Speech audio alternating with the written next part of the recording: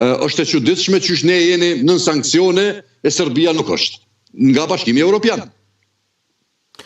Zoti Çolli, për të ndalur edhe pak të situata në Kosovë, duke folur pak për vizitën e zotit Kurd, e zotit Thaçi, i cili u lejuam në fund nga gjykata pak javë më parë,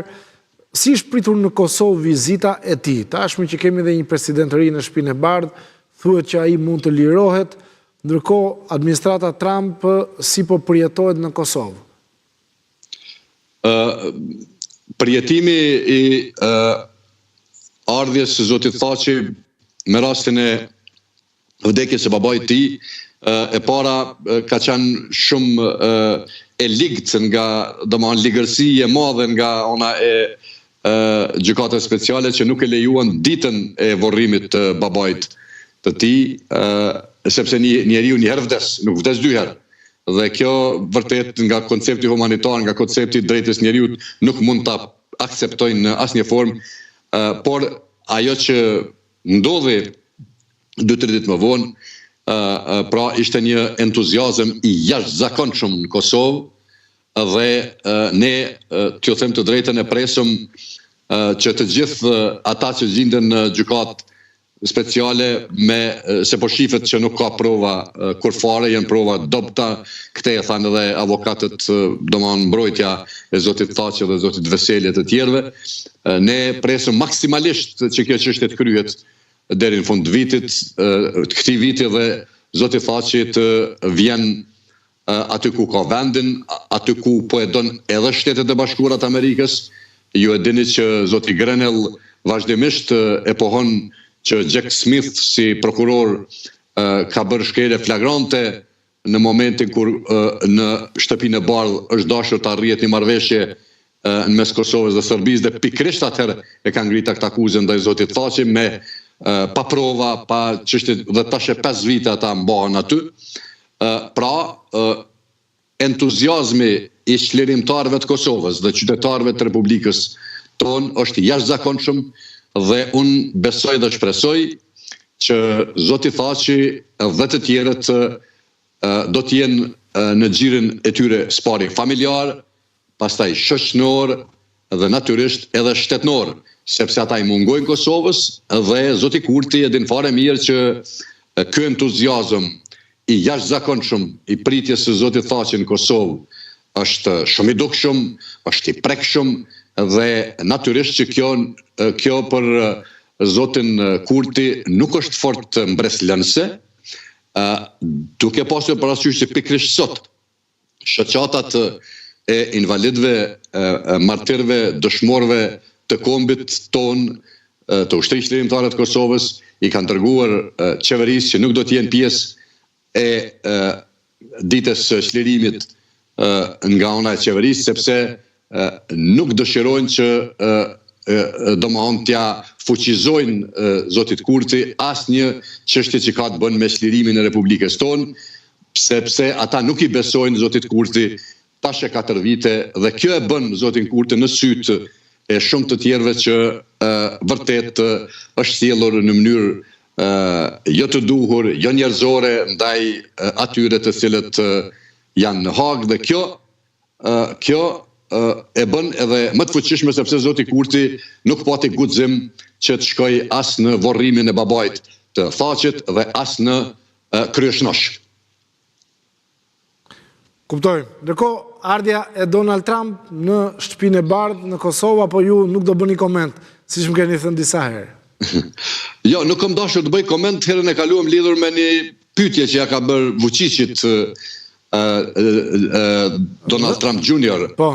Por jo, sa i përket kësaj çështje, ne nuk kemi çka fshehum. Raportet e individualisht të zotit Kurti me Shtetet e Bashkuara të Amerikës dhe veçanërisht me administratën Trump janë në nivel 0. Kjo e bën Kosovën si shtet në raport me Amerikën një shtet i krijuar dhe i sponsoruar nga Shtetet e Bashkuara të Amerikës në një situatë shumë pavolitshme. Ky fakt, i cili nuk po fshihet më dhe po shihet qartë që zoti Kurti nuk ka raportet mira me amerikanët, jo pse ju ka tek dikun në Amerikë që kështu është, por veprimet e Kurtit kanë qenë anti-amerikane, duke filluar nga heqja e mundësisë kompanisë Kontar Global në fillim të mandatit të kaluar të zotit Kurti, kur ky e nihelizoi këtë çështje për energji elektrike dhe u fut në këtë çështje që ka të bëjë me Serbinë, me Greqinë, me Sloveninë, me Genën, me një kompani për të cilën pastaj gazetarët investigues në Kosovë gjetën që edhe ka shumë të pavërteta që kanë të bëjnë me formën e veprimit të një ambasadori të Kosovës në Kroaci, Martin Berishaj, i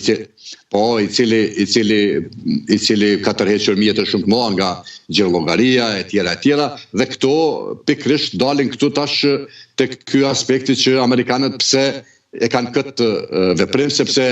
ajo ka të bëjë me sigurinë nacionale,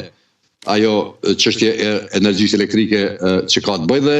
natyrisht që Kurti e ka humbur themi besimin e jashtëzakonshëm që institucionet e Republikës Kosovës e kanë pas në Amerikë, dhe kogja vështirë do ta kemi që ta krijojmë këtë besim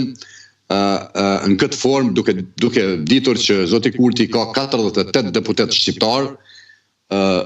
kurse partitë e tjera e kanë 52. Kogja e vështirë është kjo çështje, por mbetet në shoqërinë tonë, në shoqërinë e Republikës tonë, që të gjejmë një rrugdalje në këtë çështje dhe të bashkohemi dhe të trasojmë rrugën atje ku ishëm me Ibrahim Rugovën, Hashim Thaqin dhe ata të cilët u flijuan e dhanë më të shtrenjtën e tyre jetën për aleat përhershëm e të përjetshëm me Shtetet e Bashkuara të Amerikës. Kjo formë, ne kemi tash lutje të përditshme të liderëve opozitar që zoti Kurti ta hjek taksën ndaj Amerikës, me qëllim që mos kemi këto probleme, por deri tash kur po flasëm, këtë nuk e kanë bërë, dhe kjo flet edhe një arsye tjetër që kjo qeveri, ish qeveri, edhe ky ish kryeministër e ka jo vetëm gabimet teknike që mund të ndodhin njerët në raport me dikon, por kjo është tash mision i zotit Kurti që me amerikanët mos të ketë marrëdhënie të mira. Unë besoj që shqiptarët në Kosovë, Shqipëri, kudo që jetojnë viset, edhe në Maqedoninë e Veriut, edhe në Mallzi, edhe në Lugin Preshevës, edhe kudo tjetër, nuk e kanë këtë mendim të zotit Kurti, sepse pa Amerikën ne sot nuk do të bisedonim as unë edhe ju. E drejtë. Mirë, në fund të kësaj bisede, zoti Sholli, faleminderit. Kënaqësi që të kisha në studio live dhe të uroj pasditet të mbar. Faleminderit edhe juve, përshëndetje.